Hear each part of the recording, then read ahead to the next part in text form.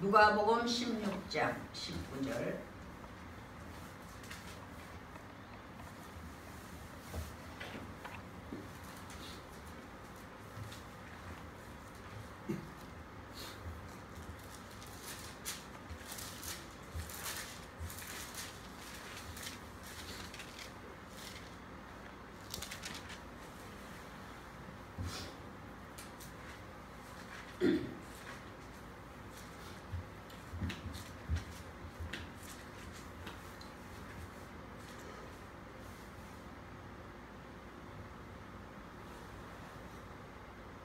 몇 절이요?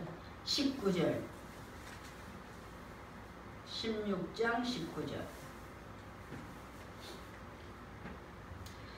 한 부자가 있어 자색 옷과 고운 베옷을 입고 날마다 호화로운 연락하는데 나사로라 이름한 한 거지가 헌대를 앓으며 그 부자의 대문에 누워 부자의 상에서 떨어지는 것으로 배불리려 하며 심지어 개들이 와서 그 혼대를 핥더라. 이에 그 거지가 죽어 천사들에게 받들려 아브라함의 품에 들어가고 부자도 죽어 장사되매 저가 음부에서 고통 중에 눈을 들어 멀리 아브라함과 그의 품에 있는 나사로를 보고 불러 가로되 아버지 아브라함이여 나를 긍휼히 여기사 나사로를 보내어 그 손가락 끝에 물을 찍어 내 혀를 서늘하게 하소서. 내가 이 불꽃 가운데서 고민하나이다. 아브라함이 가로되 예 너는 살았을 때에 내 좋은 것을 받았고 나사로는 고난을 받았으니 이것을 기억하라. 이제 저는 여기서 위로를 받고 너는 고민을 받느니라. 이뿐 아니라 너희와 우리 사이에 큰 구렁이 끼어 있어 여기서 너희에게 건너가고자 하되 할 수 없고 거기서 우리에게 건너올 수도 없게 하였느니라. 가로되 그러면 구하노니 아버지여 나사로를 내 아버지 집에 보내소서. 내 형제 다섯이 있으니 저희에게 증거하게 하여 저희로 이 고통받는 곳에 오지 않게 하소서. 아브라함이 가로되 저희에게 모세와 선지자들이 있으니 그들에게 들을지니라.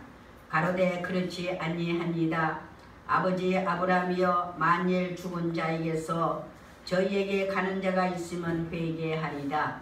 가로되 모세와 선지자들에게 듣지 아니하며 비록 죽은 자 가운데서 살아나는 자가 있을지라도 권함을 받지 아니하리라 하였다 하시니라. 아멘. 할렐루야. 아멘. 한 주간도 승리케 하시고 오늘도 주님 앞에 불러주시고 예배하게 하심을 감사와 영광을 올려드립니다. 아멘. 오늘은 죽음에 대해서 은혜 받기를 원합니다. 우리 정근모 성도님이 하늘나라 가셨습니다. 지금까지 많은 성도님들을 천국에 보내고 장례식도 치렀는데 이번에는 이상하게 제 마음이 정말 그 옛날에 느껴보지 못한 마음이 들었어요. 얼마나 그 허전하고 마음이 텅 빈 것 같은, 너무 허전해서 하루를 마음을 잡을 수가 없었어요. 왜 그렇게 허전한지, 그렇게 이상하다, 왜 그럴까? 제가 거짓없는 정말 사랑으로 그분을 사랑한 것 같아요. 성도로서 이렇게 사랑하고 또 주님이 그분을 참 사랑하셨구나, 그 영혼을 사랑하셨구나, 그걸 느끼게 됐어요. 너무 허전해서 한참 동안 정말 고생을 했습니다. 그래서 그 죽음을 보고 우리는 앞으로 어떤 죽음을 죽어야 복 있는 자가 될까? 복된 죽음을 죽어야 되겠다. 그래서 오늘은 죽음에 대해서 말씀을 준비했습니다. 죽음에는 6가지가 있습니다. 죽음에는 6가지가 있어요. 아니 무슨 죽음에 6가지가 있냐? 하나뿐이지. 그런데 아닙니다. 잘 오늘 들으시고 은혜가 되기를 바랍니다. 태어나다, 먹다, 죽다, 이것은 누구에나 똑같은 거예요. 사람이 태어나서 한 번 죽는 것은 정한 이치라. 그래서 하나라고 생각하니까 죽으면 똑같다, 죽으면 똑같다, 그렇게 생각하니까 하나님을 안 믿고 지 멋대로 살고, 먹고 싶은 거 먹고 가고 싶은 데 가고 자기 멋대로 사는 거예요. 이것은 바로 잘못 생각한 겁니다. 사람으로 태어났으면 사람답게 살다가 가야지요. 네. 사람답게 살다가 가야지. 사람으로 태어났으니까 사람답게 살다가 가야지. 이 꽃도 꽃으로 태어나지 자기 사명 다 하고 갑니다. 짐승 동물 한 마리도 자기 사명 다 하고 가요. 땅도 자기 사명 다 하고 갑니다. 오늘 우리 사람도 사람이라고 태어났으니까, 사람으로 태어났으니까 사람답게 살다가 가야 합니다. 오늘 본문에는 부자와 나사로의 비유에 대해서 죽음을 볼 수가 있는데, 여기에 한 부자는 누구를 상징하느냐? 유대교 전체를 상징합니다. 유대교. 네. 돈 많고 권력 있고 권세로 자기 마음대로 살 수 있는 삶. 네. 무엇이든지 자기 뜻대로 하고 사는 사람. 이게 바로 오늘 한 부자로 나왔습니다. 유대교를 상징하는 것이죠. 그럼 나사로는 누구냐? 기독교 상징합니다. 비록 가난하고 힘없고 권세도 없지만 하나님을 전적으로 신뢰하고 하나님을 전적으로 의지하고 오직 믿음으로 사는 삶입니다. 네. 그러나 죽음은 누구도 피해갈 수 없어. 둘 다 죽었어요. 네. 부자는 죽어 음부에 가고 나사로는 죽어 아브람 품에 하나님 아버지 품에 갔다 그랬어요. 부자는 불꽃 속에서 고민 견딜 수 없는 고통, 아픔, 뜨거움, 괴로움에 견딜 수가 없었어. 죽고 싶어도 죽지 않는 고통, 이게 얼마나 힘든 건지 모릅니다. 죽고 싶은데 죽지 못하는 고통, 팔딱팔딱 뛰어도 나올 수 없는 고통. 네. 여러분 상상을 해보시기 바랍니다. 너무너무 아프면 사람들이요 차라리 죽었으면 좋겠다 그래요. 그런 고백. 근데 여기는 죽고 싶어도 죽지 않는 곳이 지옥이에요. 네. 죽고 싶은, 차라리 딱 죽어버렸으면 그 고통을 잊어버리는데 죽지 않아. 죽을 수가 없어. 그게 바로 음부입니다. 음부. 그러나 나사로는 아버지 품에 안겨 참 안식, 평안, 기쁨, 안도, 자유, 편안히 품에 안겼다. 이 평안이 어떤 것이냐? 아기가 엄마의 품에서 젖을 빨면서 세근세근 편안히 잠자는 안식, 잠자는 그 평안, 이게 바로 나사로가 아버지 품에 안긴 그 평안입니다. 할렐루야. 아이들을 보세요. 그냥 뛰어놀다가 엄마 품에 안겨서 세근세근 잠을 잘 때 그 아이의 얼굴을 보면 그 얼굴이 바로 천사의 얼굴이에요. 그 어린아이가 잠을 자면서 걱정하는 거 봤어요? 근심하는 거 봤어요? 염려하는 거 봤어요? 세상에 그런 평안이 없어. 저는 그 아이들을 보면 나도 아버지 품에 안겨 저런 평안을 누려야지. 그리고 내가 어린아이를 볼 때 너무 이뻐, 너무너무 예뻐. 어린아이는 누구든지 안아주고 싶어. 그럴 때에 제 속에 뭘 생각하나? 하나님이 저를 보실 때 그렇게 예뻐하실까? 하나님이 저를 보실 때 저렇게 안아주고 싶고 이뻐해 주실까? 그러면 얼마나 좋을까? 그 생각을 저는 많이 합니다. 내가 어린아이를 볼 때 너무 이쁘잖아요. 너무 이뻐. 하나님이 저를 보실 때 그렇게 이뻐해 줘야 돼요. 할렐루야. 네. 그 엄마의 품에서 잠자는 안식 평안. 그 아이 그 순간은 아무 걱정이 없습니다. 바로 그 평안, 그 안식. 할렐루야. 아멘. 오늘 우리는 바로 이런 아버지 품에 가서 이런 평안, 안식. 이것이 바로 천국입니다. 할렐루야. 그러면 6가지 죽음 중에 첫째는 어떤 죽음이냐? 영원히 주님 품 안에 가는 죽음입니다. 우리 영원히 주님 품 안에 가는 죽음. 본문 나사로의 죽음입니다. 사람은 흙에서 왔다가 흙으로 가는 육체를 벗어버리고 영원한 내 고향 아버지 품으로 죽음도 고통도 눈물도 아픔도 배고픔도 힘든 것도 바쁜 것도 속상함도 없는 평안한 영원한 자유와 영생이 있는 곳, 그것이 바로 아버지의 품입니다. 할렐루야. 아멘. 아담이라는 뜻이 뭐냐면 붉은 토양입니다. 붉은 토양. 그럼 사람은 뭐냐? 티끌이에요. 티끌. 티끌. 그래서 우리 인생은 티끌이야. 흙에서 왔다가 흙으로 가는데 티끌처럼 아무것도 없어져. 없어져. 이 흙의 원소가 96가지. 우리 사람의 원소가 96가지 똑같습니다. 그래서 우리가 흙에서 왔다는 것을 증명하지. 똑같아요. 이 육체는 그럼 무엇이냐? 우리 이 영혼을 담고 있는 그릇이에요. 집입니다. 영혼을 담고 있는 집. 그릇이. 우리 사람이 어디 가서 살아? 집에 가서 살잖아. 집 안에. 예? 집이라는 것을 지어놓은 그 안에 살잖아. 우리 사람을 담고 있는 그릇이잖아요. 우리 영혼이 바로 우리 영혼을 담고 있는 집이 우리 이 육체입니다. 그래서 우리 육체가 무너지면은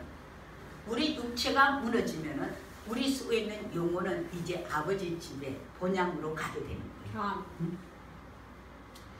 사명이 끝나고 다시 흙으로 가는 것입니다. 그래서 우리 인생이 바로 뭐냐? 병들다. 에노시 병들다. 네. 그 인생은 어차피 왔다가 병들어 가는 거예요. 병들어서 가는 것이 인생입니다. 오늘 이 나사로의 죽음이 바로 이런 죽음이에요. 몸은 육체는 흙에서 왔다가 흙으로 가고 그 영혼은 주님께로 다시 가는 것. 주님 품 안에 안기는 죽음. 할렐루야. 이게 바로 오늘 우리 기독교인의 죽음이 돼야 돼. 예수 믿는 사람들은 바로 이런 죽음을 받게 되는 거예요. 할렐루야. 둘째는 어떤 죽음이냐? 지옥 가는 죽음입니다. 누가복음 12장 16절 21절에 보면은 한 부자가 소출이 풍성함에 곡간을 다시 짓고 배를 두들기면서 이제는 마음껏 먹고 즐기자. 좋다. 걱정 없다. 돈 벌 거 염려하고 근심 걱정 할 거 없어. 이제는 잘 먹고 잘 살아보세. 신바람 났습니다. 응? 요즘도 사람들이 노후 대책을 잘 탄탄히 해놓은 사람은 나이가 들어도 걱정이 없어요. 네. 돈이 있으니까 아프면 병원 가고 먹고 싶은 거 찾아가서 먹고 관광 가고 막 즐기면서 늙어가는 것이 두렵지가 않아. 걱정이 안 돼. 돈 없는 사람은 두렵고 걱정이 돼요. 어떻게 살까? 뭘 먹고 살까? 이게 얼마나 염려되고 이 짓누르는지 얼굴을 펴지 못하고 살잖아요. 어깨를 펴지 못합니다. 하루하루 사는 게 그야말로 죽음이. 응? 근데 부자들은 그렇게 좋은 거지. 마음껏 즐기고 먹고 놀자. 오늘 이 부자가 바로 이런 사람. 너무 많으니까, 돈이 많으니까 이제 잘 먹고 잘 살아. 걱정이 없어. 신바람 나게 살자. 그런데 생명의 주인이신 하나님께서 보시고 하시는 말씀이 이 어리석은 자여. 이 어리석은 자여. 오늘 밤에 내 영혼을 도로 찾으리라. 내가 준 너 영혼을 도로 가져가리라. 그러면 네가 가진 그 많은 물질은 누구 것이 되겠느냐? 네가 모아놓은 그 재산 누가 쓸 것인가? 누가 먹고 즐길 것인가? 누구 것이 될 것인가? 우리 하나님은 바로 그렇게 말씀하셨어요. 하나님을 모르는 자, 자기만을 위해서 먹고 즐기며 사는 사람, 땅의 것만 바라보고 사는 사람, 짐승처럼 먹을 것만 내려다보고 찾아다니는 사람, 바로 이런 사람이 마지막 가는 죽음이 바로 뭐냐? 이런 죽음입니다. 이와 같이 지옥에 가는 죽음을 맞이하리라. 셋째로는 천재지변 사고로 죽는 죽음입니다.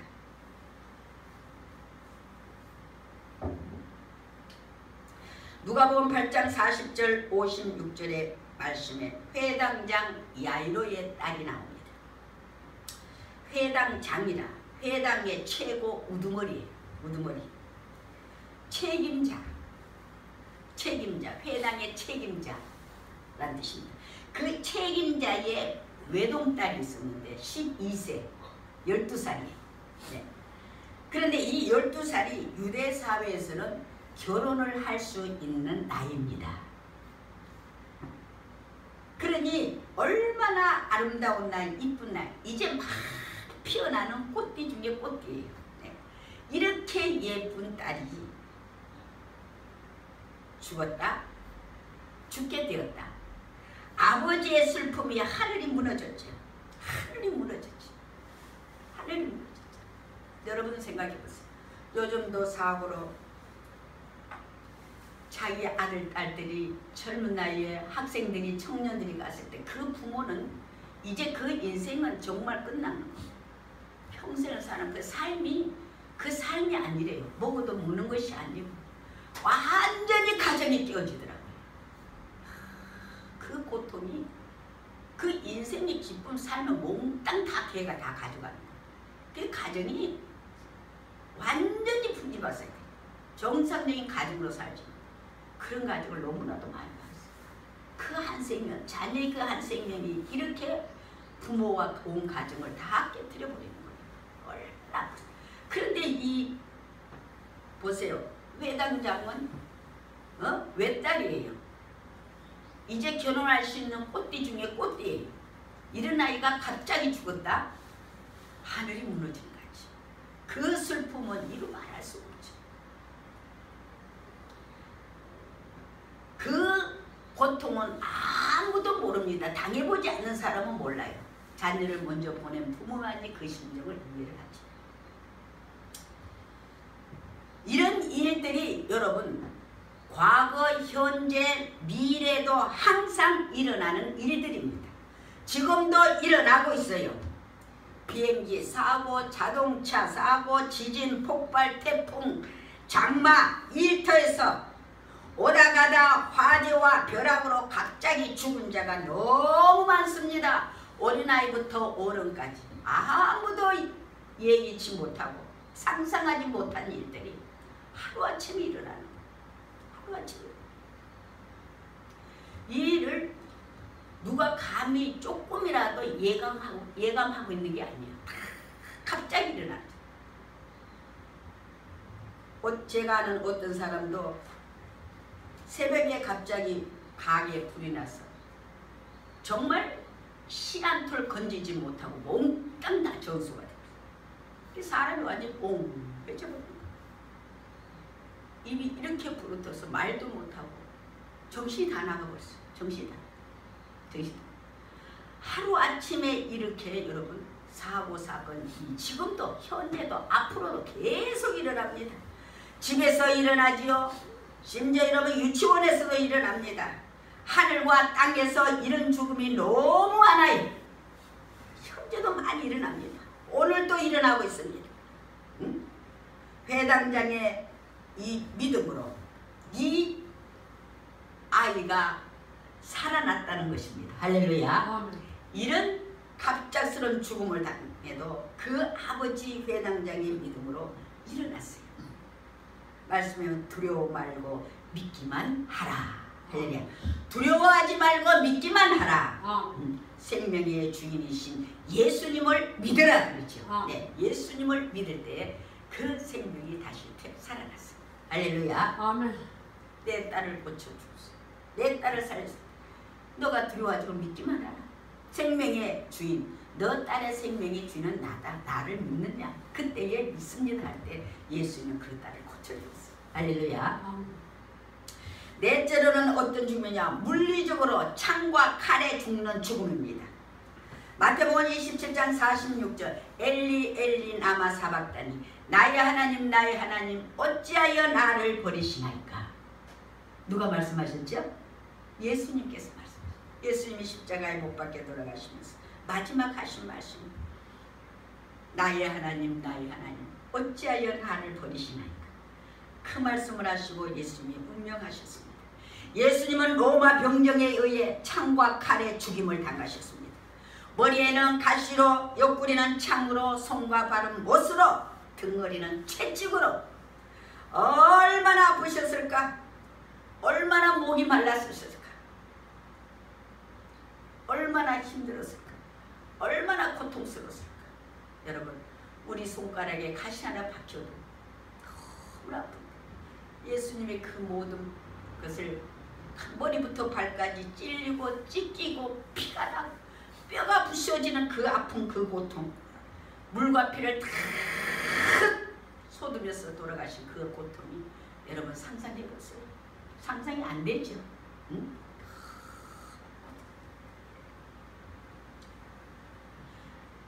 죄 없는 예수가 죄인의 손에 죽었습니다. 이것이 사건이, 이것이 사건. 죄 없는 예수가 죄인의 손에 죽었다는 사실. 죄인이 죄 없는 분의 손에 죽어야 되는데 이게 바꿔졌잖아요. 죄 없는 예수 그리스도께서 죄 있는 죄인의 손에, 사람들의 손에 의해서 죽음을 당한 거예요. 여러분, 요즘 묻지마 살인이 너무 많습니다. 전부 칼에 죽어요.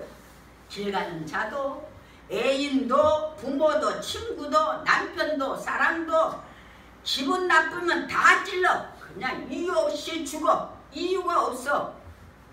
세상 비관, 자포자기, 분노, 폭발, 미움, 증오, 사랑, 집착 때문에 물리적으로 죽는 죽음이 너무 많습니다. 지금 하루에도 수십 사건이 일어나요. 여러분, 이 세상 사는 삶이 너무 힘들고 각박하니까 사람들이 마음의 여유가 없어요. 옛날에 그런 말이 있잖아요. 광에서 인신난다. 우리 어른들이 항상 그런 말씀을 하시더라고요. 제가 어릴 때 들어보니까 그게 무슨 뜻인가 했는데 지금에 그게 이해가 돼요. 네. 광에서 인신. 어느 정도 여유가 있어야 이 생활에 여유가 있어야 마음의 여유도 생기는 거예요. 너무 여유가 없고 각박하니까 사람들이 신경이 날카로워서 그냥 건드리기만 하면 폭발하는 거예요. 건드리면 그냥 죽여버리는 거예요. 이런 죽음이 오늘도 앞으로 이 세상 존재하는 날까지 항상 있습니다. 이것을 참 조심해야 돼요. 이런 어려워 마음에 여유가 없을 때 정말 믿음으로 기도하면서 내 마음의 감정을 조절할 줄 알아야 돼요. 스스로 참 누르고 기도하면서 마음을 비우고 겸손하게 이걸 잘 조절해야 내가 나 자신을 지킬 수가 있는 거예요. 이게 잘못되면 헷갈려버린 사람들이. 그래서 그냥 자포자기 그냥 화가 나서 그냥 무조건 찔러주고 이런 죽음이 수없이 일어납니다. 지도새도 모르게 오늘날 사람들이 없어진대요. 찾지도 못하잖아요.